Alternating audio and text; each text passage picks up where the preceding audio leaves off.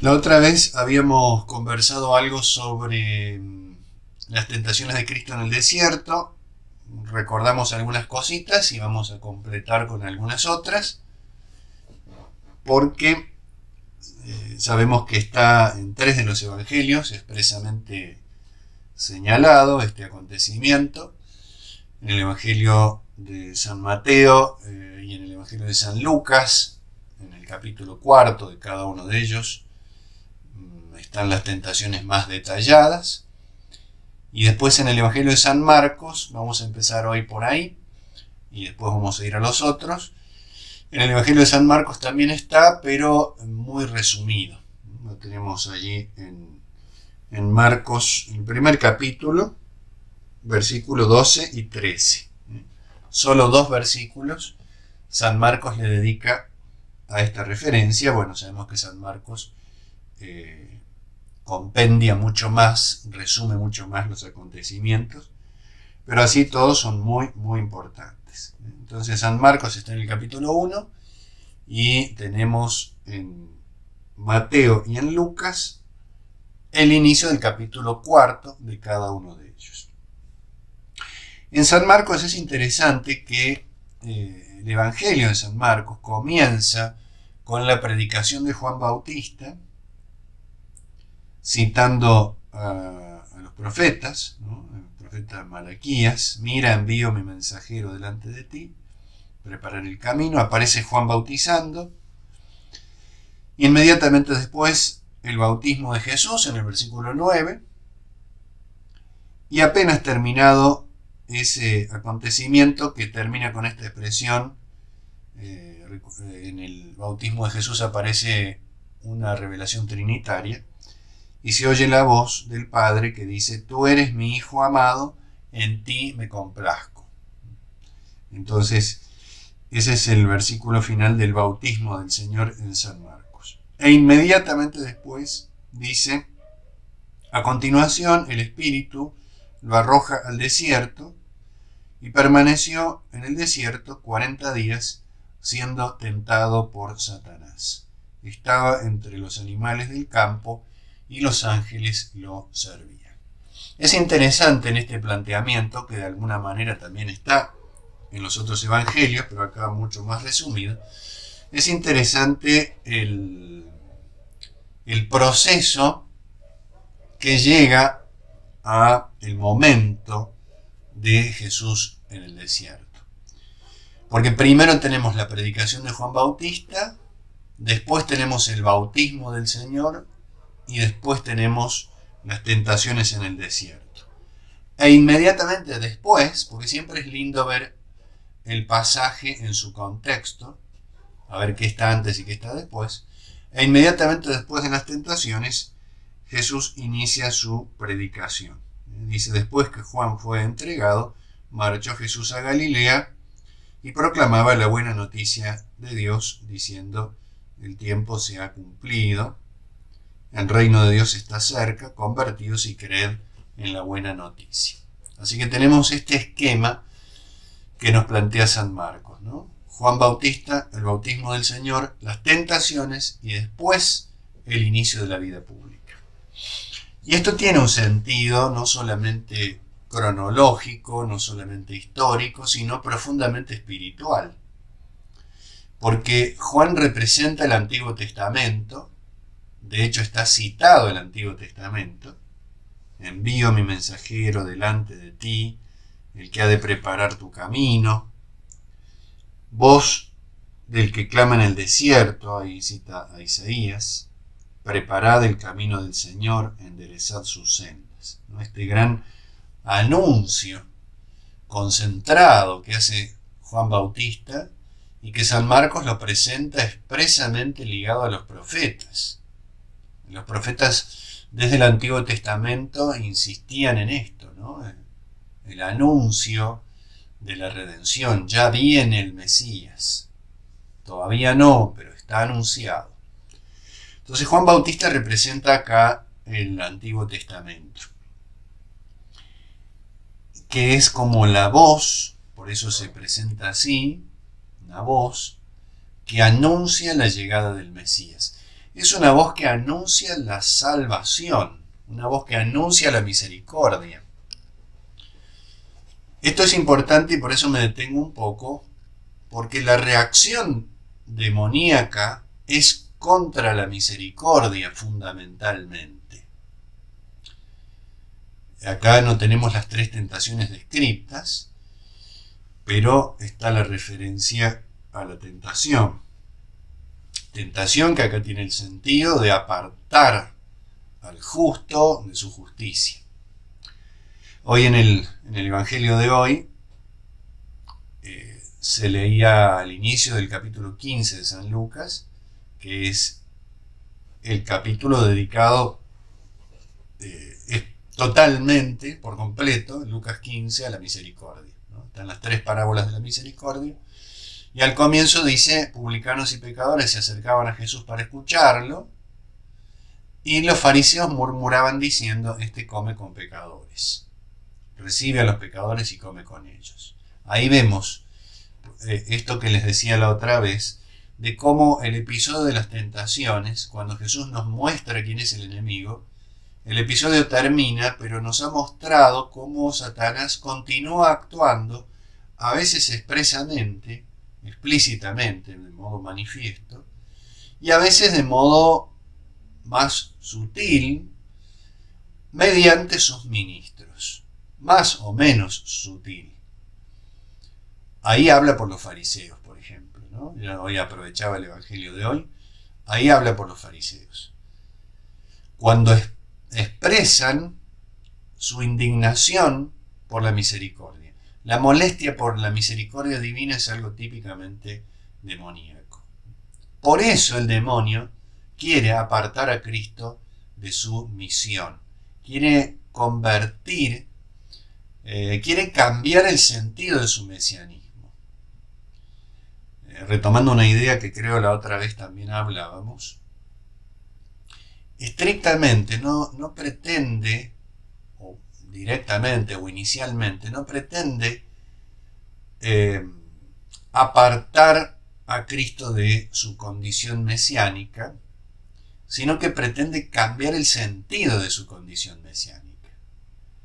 De hecho, si ustedes recuerdan, tal vez este ejemplo puede servir para ilustrar, cuando Jesús multiplica los panes, el milagro de la multiplicación de los panes, nos dice el Evangelio que todos querían apoderarse de él para hacerlo rey.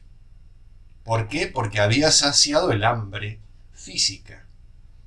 Y Jesús les va a decir después, en el capítulo 6 de San Juan, les va a decir, ustedes me buscan porque les di pan, pero no me buscan por la fe, no quieren hacer las obras de Dios. Entonces, un Mesías puramente temporal, que era lo que Israel en gran medida esperaba. Un Mesías temporal, un Mesías que saciara el hambre físico, lo tenemos en la primera tentación a eso. Un Mesías que fuera glorioso, que no sufriera, que no muriera, que tuviera éxito, lo tenemos en la segunda tentación.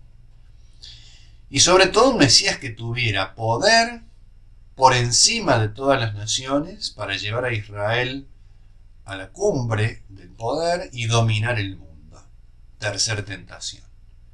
Ese es el tipo de mesianismo que Israel, en gran medida o en cierta medida, el Israel pecador, el Israel corrompido, especialmente por intervención de los fariseos, pretendía.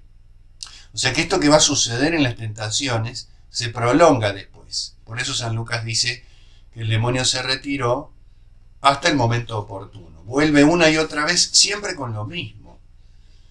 Incluso esa expresión de San Lucas que dice en el relato de las tentaciones, agotada toda forma de tentación, el demonio se retiró hasta un momento oportuno. Es decir, que acá está compendiada la gran tarea de Satanás.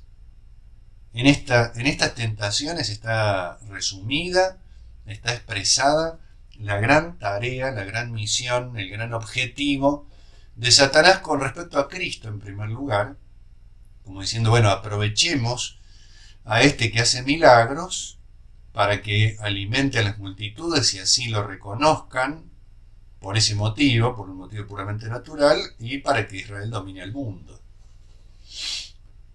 Por eso Israel rechaza a Jesucristo como Mesías. No quiere un Mesías misericordioso en el sentido espiritual de la palabra, no quiere un Mesías sufriente, no quiere la cruz, ¿no? El rechazo a la cruz. Le dicen a Jesucristo, baja de la cruz, ¿no? Y creeremos en ti, sálvate a ti y a nosotros. Y eso está permanentemente, o sea, todas las discusiones que Jesucristo tiene con los fariseos, de fondo está esto. El demonio todo el tiempo, mediante el fariseísmo, porque el fariseísmo como tal es demoníaco, por esta rebelión contra la misericordia, el fariseísmo todo el tiempo está, fíjense, pendiente de Cristo. Uno va leyendo las páginas del Evangelio y se encuentra todo el tiempo, o casi todo el tiempo, con los fariseos detrás de Cristo, escuchándolo, haciéndole preguntas, pero no escuchándolo como lo escuchaban los pecadores, sino para tener motivo para condenarlo, para tener motivo para oponerlo a Moisés.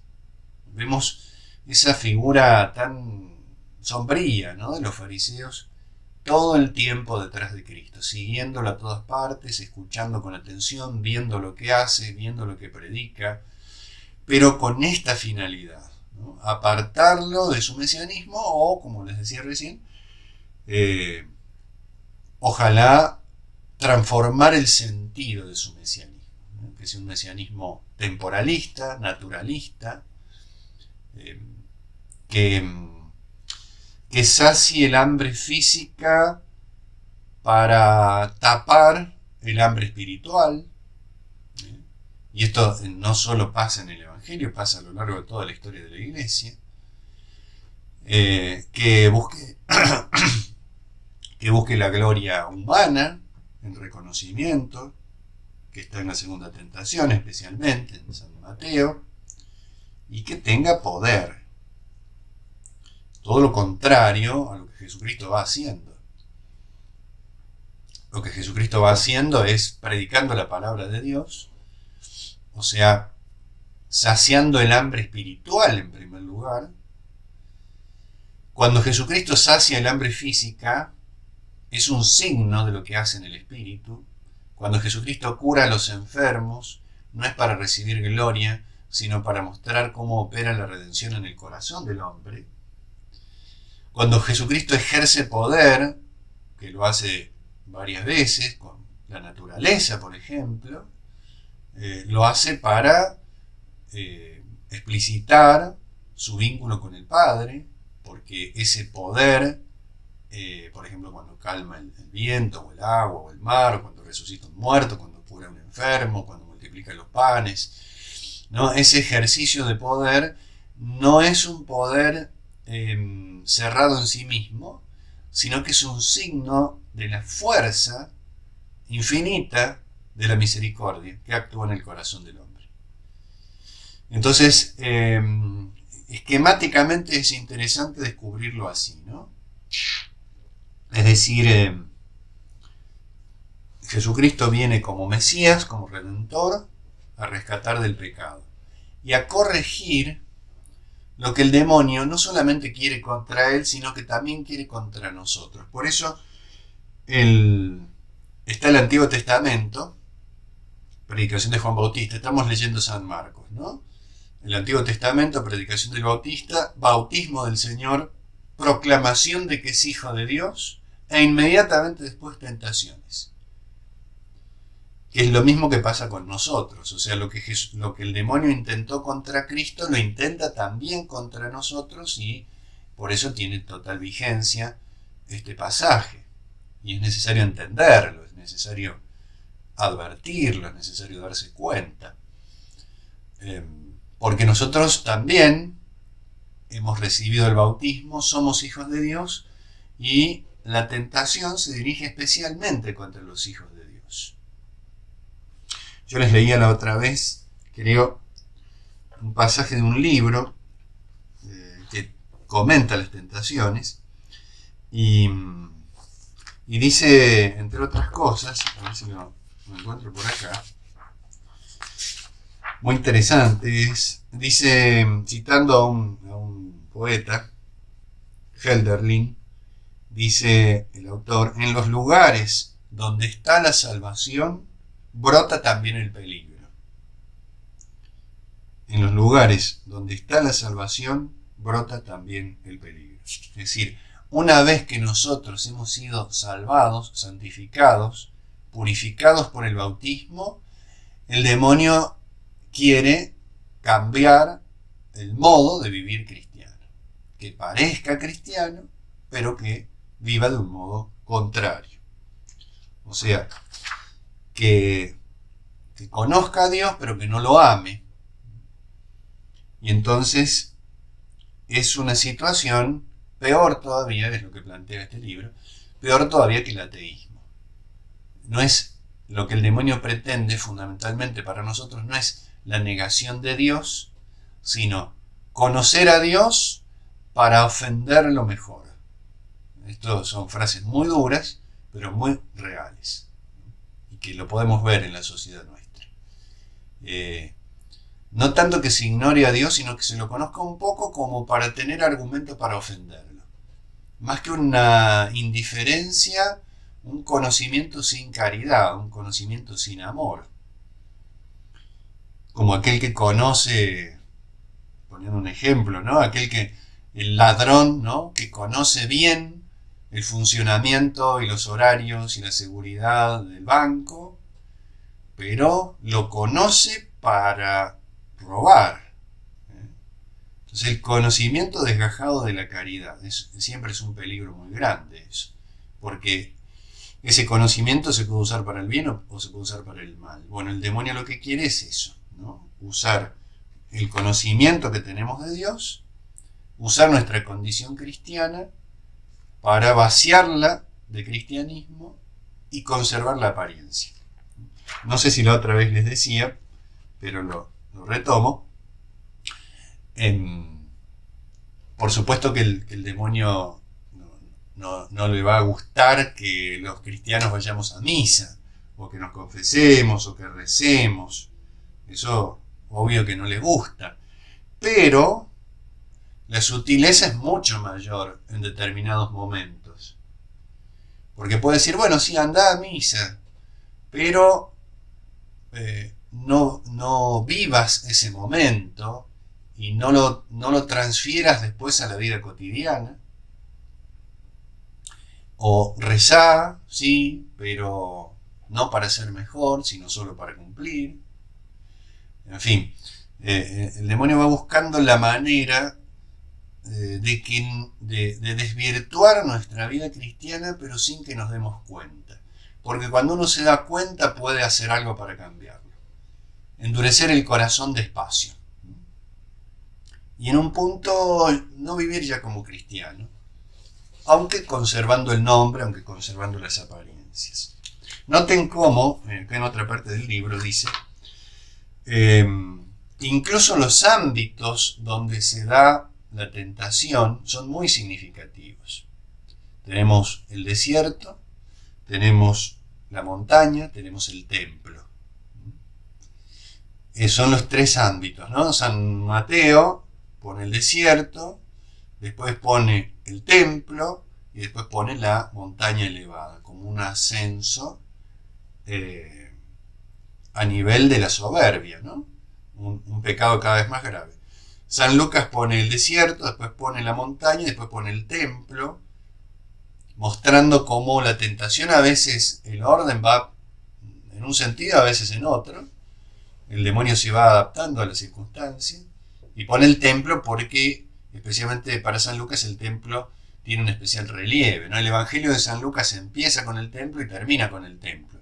Después, si quieren, fíjense, en el primer capítulo de San Lucas está el templo, está Zacarías en el templo, y en el último están los apóstoles en el templo.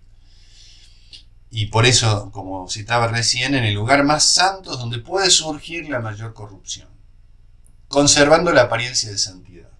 como decía el profeta Ezequiel, en la purificación que hace, que ordena, que Dios ordena, dice, comienza por mi santuario.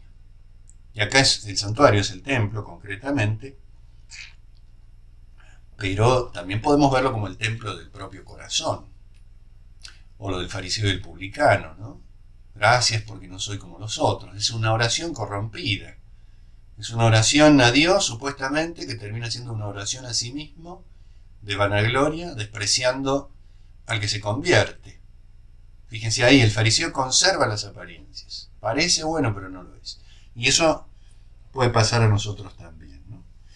Entonces el desierto, la montaña y el templo son lugares muy especiales en la Biblia, que en el caso de las tentaciones fueron usados como ámbito para corromper al justo, pero eran los ámbitos tradicionales de la revelación, ¿no? Si uno ve en la Biblia, el desierto es un ámbito de revelación, donde Dios se da a conocer a su pueblo, donde Dios establece alianza con su pueblo, ¿no? Pensemos el trayecto de Israel por el desierto, ¿no? La alianza en el Horeb, lugar de revelación, el desierto, como les leía la otra vez del profeta Oseas, ¿no? Les llevaré al desierto, le hablaré al corazón, me revelaré, me daré a conocer. El templo también, lugar de revelación, lugar de presencia de Dios, y la montaña. Tenemos el Sinaí, por supuesto, o el Horeb, los lugares altos que ya en la antigüedad eran, por ese motivo, un especial vínculo con la divinidad. Y en la religión revelada, también ámbito especial de revelación. Pensemos cuando Dios le da las tablas a Moisés. Entonces estos tres ámbitos, desierto, templo, montaña, son lugares en cierta manera santos, porque allí Dios se da a conocer. Bueno, en esos mismos lugares, el demonio toma esos mismos lugares para hacer lo contrario, que convertir lo santo en corrupción, corromper lo santo, pero con esa conservación de las apariencias. Les leo otra frase del libro, interesante. Este libro se llama La fe de los demonios, un título muy sugerente. Dice, allí donde el fiel ha recibido más, es donde más puede perder. El éxodo puede llevar a una esclavitud peor que la de Egipto, la esclavitud más sutil del orgullo. Combatir a Dios con sus dones, eso es lo propio del demonio, ¿no? Combatir a Dios con los dones que Dios mismo ha dado. De hecho, combaten a Cristo, fíjense, apelando a la ley. La ley, que era un don de Dios, los fariseos la usan para combatir a Cristo. Y la esclavitud en Egipto y la esclavitud en el desierto, o sea, la esclavitud en Egipto era muy grave, pero la esclavitud la esclavitud espiritual en el desierto es más grave todavía, porque tenemos un pueblo de Dios bendecido con la libertad, que se la pasa mirando a Egipto, murmurando contra Moisés. Prefiere la esclavitud en Egipto a la libertad en Dios. Y por eso en el desierto se van a dar también estas mismas tentaciones. El hambre y la sed, diversos momentos, ¿no? La vanagloria, y por supuesto la negación de Dios. Cuando dicen, ¿está Dios entre nosotros o no? Esa frase que está en el camino por el desierto, no sé si en el libro del Éxodo o en el libro de Números, me parece que está, que es la tentación más grave, ¿no? ¿Está Dios entre nosotros o no? Porque no sabemos qué fue de Moisés, que subió a la montaña y hace 40 días que no baja.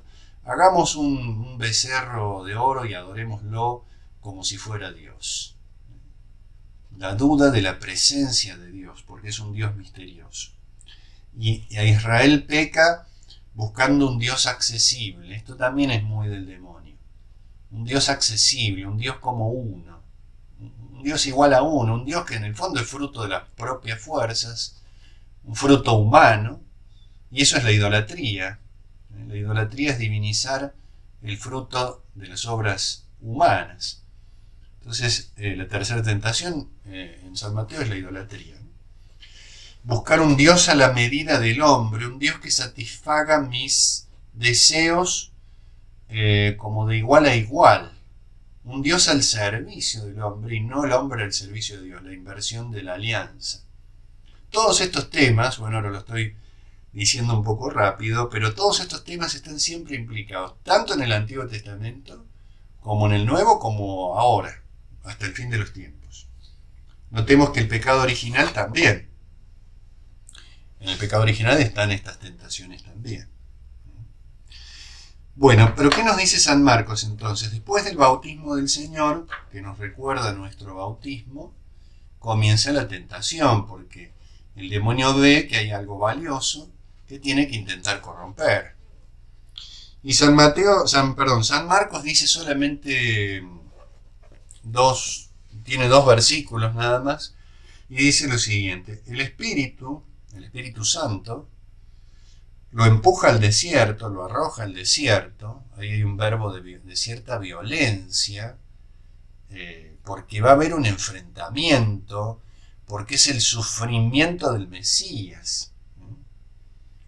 El Mesías, Jesucristo, siempre se deja conducir por el Espíritu, pero este rasgo sorprendente, ¿no?, de violencia, de intensidad, tiene que ver con la pasión de Cristo, la caída que nos narra también el Evangelio en Getsemaní, que es donde técnicamente comienza la pasión, ¿no? En Getsemaní Jesús cae en tierra, cae con violencia.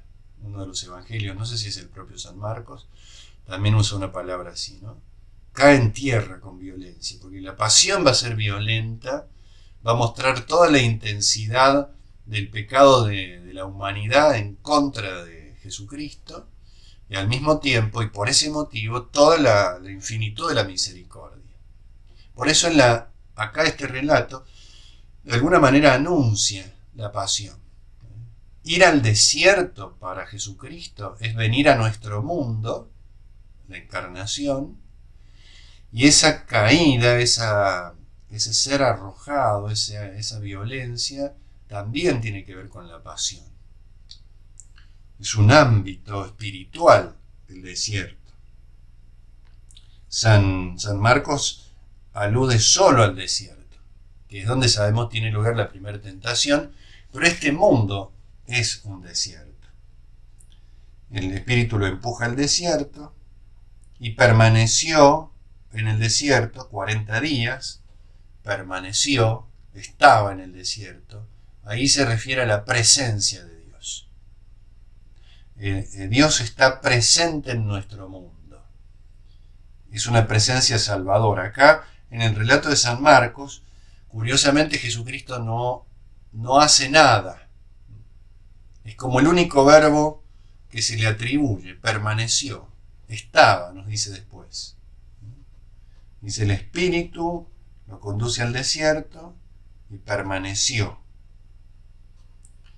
Después, tentado por Satanás, estaba entre los animales del campo y los ángeles lo servían.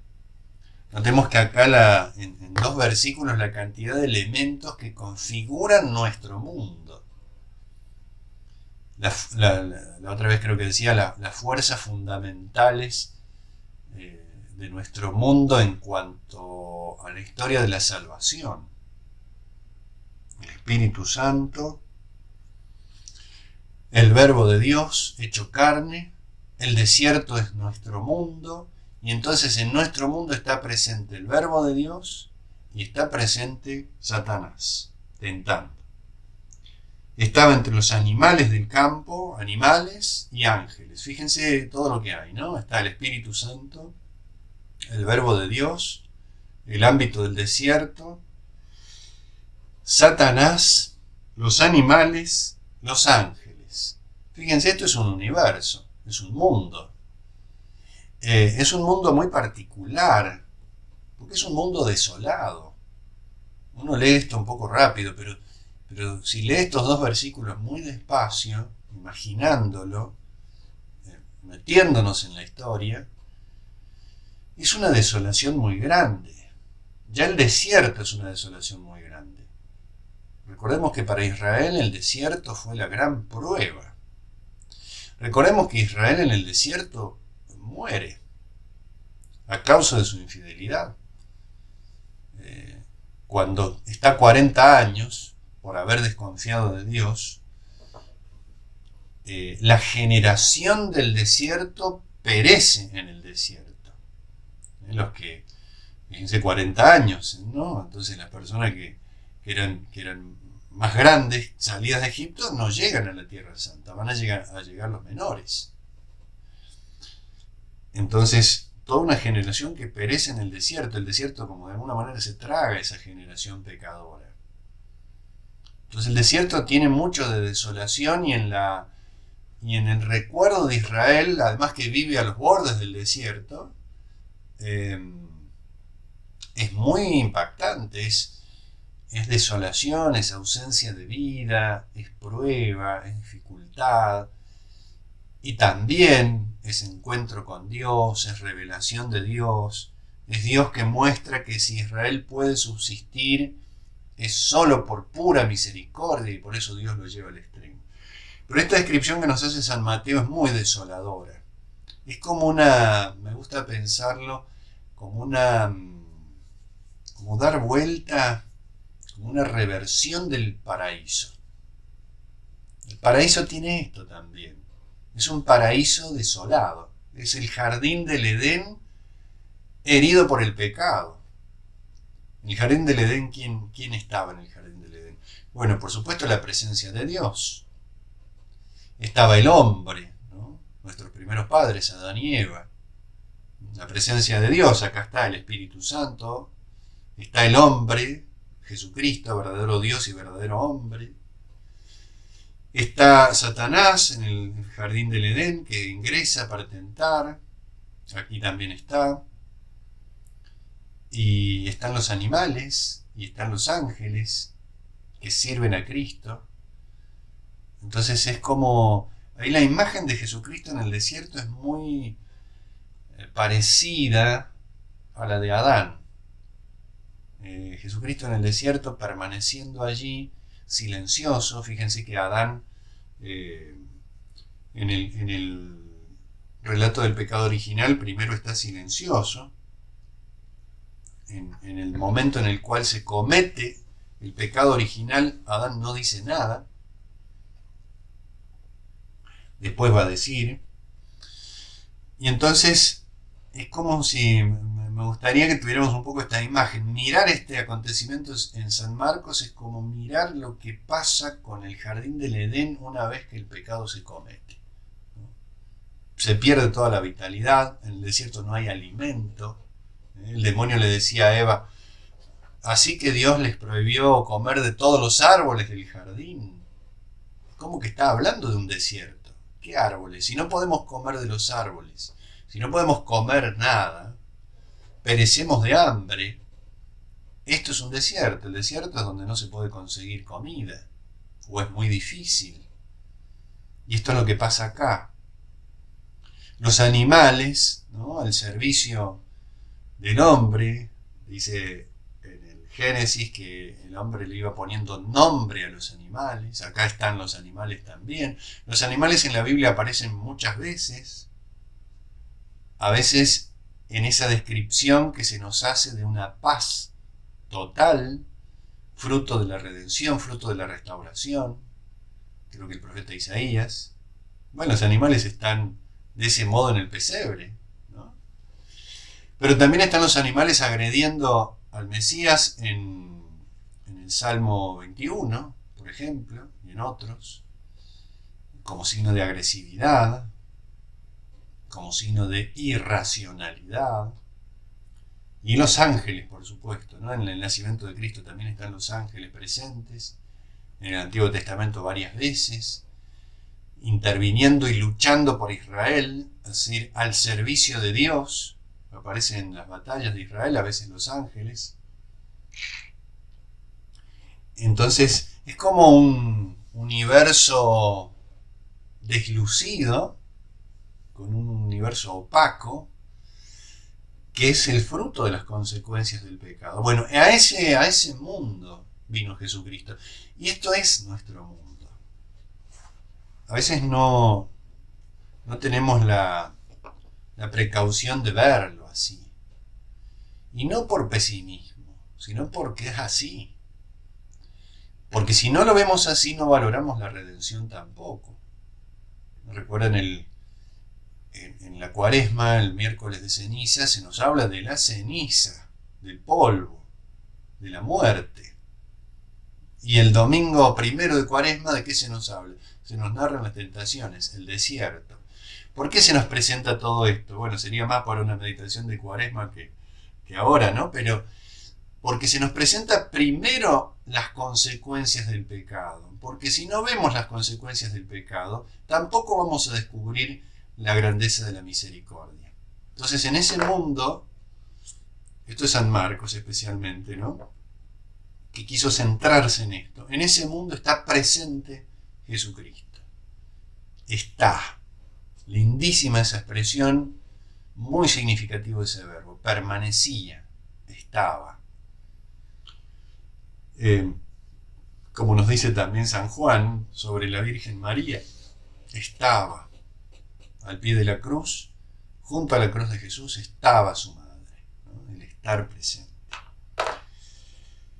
Bueno, allí en el relato de San Marcos, mientras está presente, está siendo tentado. No nos habla de 3 tentaciones, nos habla de una acción general de Satanás, que es la acción de tentar para apartar de la misión, para cambiar la misión del Mesías, para que no viva como hijo de Dios.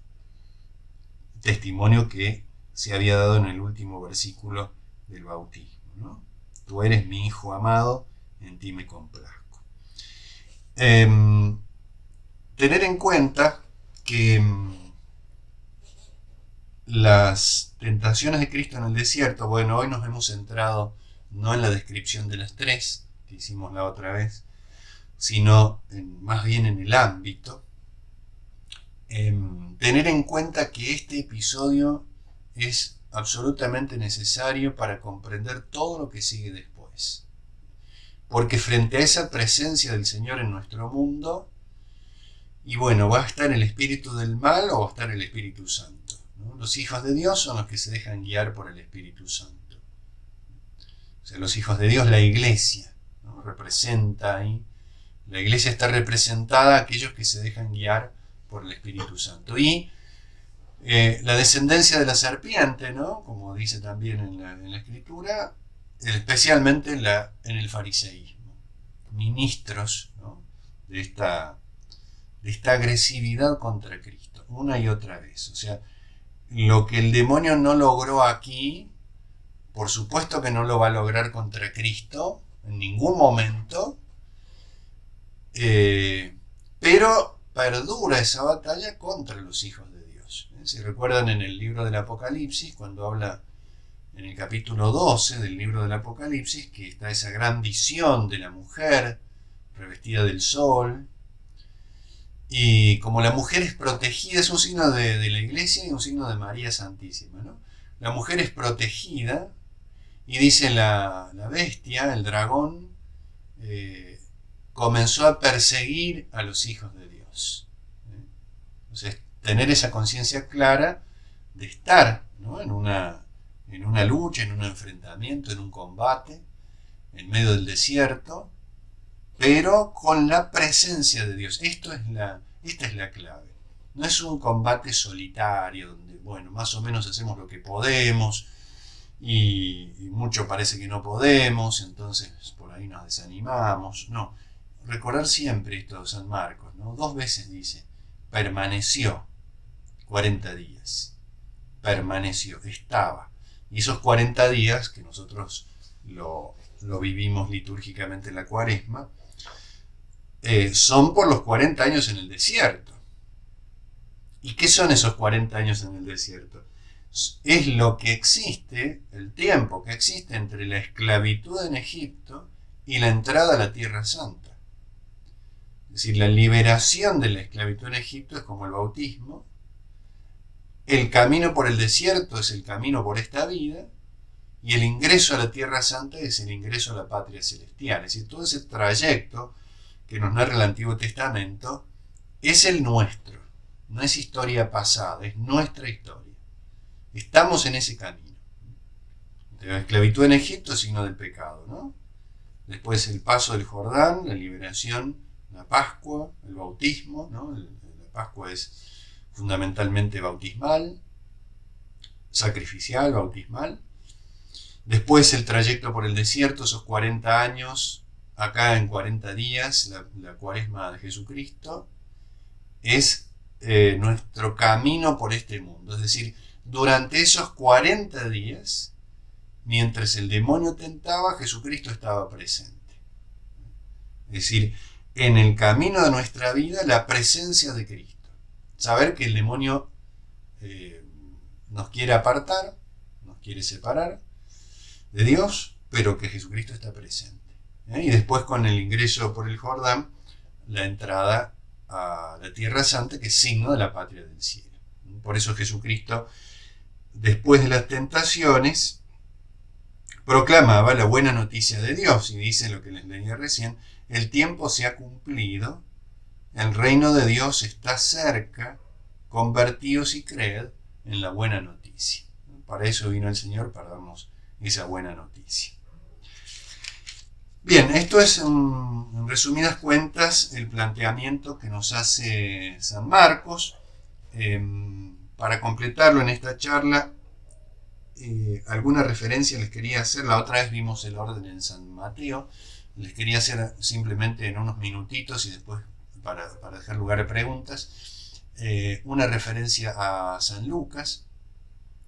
San Lucas, una de las características distintivas es que invierte las dos últimas tentaciones. O sea, la primera es en el desierto, siempre, porque la primera tentación tiene algo de inaugural, en tanto el demonio pretende que no tengamos preocupación por lo sobrenatural, que no nos preocupe la palabra de Dios, sino que nos preocupe las cosas de este mundo. Por eso, en los dos casos, tanto en San Mateo como en San Lucas, la primera tentación es inaugural. Está en el desierto, los dos evangelios coinciden, porque es el primer paso. El primer paso, el primer ataque del demonio es que nos empecemos sutilmente a despreocupar por los bienes espirituales. Porque una vez que esa preocupación, que esa prioridad deja de ser una prioridad, ahí está la puerta abierta para todo lo demás. Una noción de Dios como un Dios de a poco, arbitrario, un Dios malo, un Dios que nos coarta las libertades, ¿no? Lo mismo que hizo con Adán y Eva en el Antiguo Testamento, ¿no? Entonces, bajar ese horizonte sobrenatural, que no tenga tanta importancia. Tal vez no de entrada negarlo, pero bueno, preocuparse más por las cosas de acá. En el caso de San Lucas, la segunda tentación es en lo alto de la montaña, que en San Mateo es la tercera, y lo que interesa es, bueno, por supuesto es la misma manera de proceder el demonio, de acuerdo a lo que más convenga a quien ataque. Así que estar atentos siempre que, como decía Santo Tomás, que leíamos la otra vez, el demonio se va adaptando a la situación de cada uno, ¿no? Va cambiando de estrategia, pero en el fondo siempre el intento es el mismo. ¿Y por qué San Lucas el templo? Precisamente para mostrarnos, pienso yo, el ámbito sagrado, la corrupción de lo sagrado como el pecado más grave. Tal vez en San Lucas, en la percepción de San Lucas, el pecado más grave se da allí en el templo, no por el ámbito físico, sino por el ámbito espiritual. O sea, uno de los intentos, o el intento, al menos en la percepción de San Lucas, más importante del demonio es corromper lo sagrado. Y eso también lo vemos en nuestros tiempos. Por ejemplo, que no se distinga lo sagrado y lo profano, que dé lo mismo. Ya estaba en tiempos del Antiguo Testamento, cuando Israel le dice a Dios: queremos un rey para ser como los demás pueblos. Queremos ser como los demás pueblos. No queremos ser un pueblo santo, sino un pueblo pagano. O en la época de la helenización, 2 siglos antes de Cristo, también, ¿no? Cuando invaden culturalmente la helenización en Palestina, el problema estaba fundamentalmente adentro. Queremos ser paganos. Entonces en San Lucas esta cuestión del templo es muy importante. Corromper lo sagrado, pero sin que se note demasiado. Entonces como que dé lo mismo sagrado y profano. No porque lo profano esté mal, sino porque tiene que haber diferencia. Entonces, que vayamos bajando la guardia sobre un pueblo santo, que el ámbito sagrado se convierta de poco en un ámbito profano, ¿no? Que la oración se convierta en cualquier tipo de expresión, que el lenguaje sea exactamente el mismo. Fíjense, en los ámbitos sagrados, una de las notas distintivas es que son precisamente distintos. Un templo es parecido a una casa, pero no es una casa. Un altar es parecido a una mesa, pero no es una mesa. Las vestiduras que se usan, por ejemplo, el sacerdote, el celebrante, son distintas. Las palabras que se emplean son distintas, el lenguaje es distinto, la música es distinta, los cánticos son distintos. La actitud del creyente es distinta, uno no está igual dentro que fuera del templo. Es todo distinto, porque es entrar en un ámbito de misterio. Bueno, el demonio, ¿qué quiere hacer? Corromper eso. Porque es corromper el remedio. Entonces, al igualarlo a lo profano, yo suelo decir, y con esto lo cierro, yo suelo decir que esta tentación tiene que ver con la Biblia y el calefón, ¿no? Como el tango famoso, ¿no? El cambalache, ¿no? La Biblia y el calefón, o sea, que dé lo mismo, Biblia y calefón. Y si ponemos la Biblia y el calefón en el mismo nivel, siempre gana el calefón, aunque suene extraño, ¿no? Porque es dejar de lado lo sagrado para profanizarlo. En nuestra vida también, no solo hablando del ámbito sagrado en tanto el templo o la oración, sino el templo de nuestro corazón, ¿no? Que nuestro corazón ha sido santificado, nuestra alma ha sido santificada, y a veces tendemos por estos influjos, ¿no?, sociales, que en el fondo son del demonio en la sociedad, a profanizarlo. Es decir, tener los mismos criterios del mundo, las mismas pautas de conducta del mundo, las mismas maneras de proceder que el mundo, y entonces ir desacralizando nuestro propio corazón. Siempre tienen vigencia estas tentaciones y por eso siempre es bueno estar atento y pedirle a Dios la ayuda, ¿no? Entonces, es muy iluminador este pasaje, en los 3 evangelios, cada uno con lo suyo, y bueno, y es necesario conocer nuestro enemigo, conocer esa presencia de Dios que lucha por nosotros, que combate por nosotros, y pedirle siempre, ¿no?, esa misericordia y esa presencia constante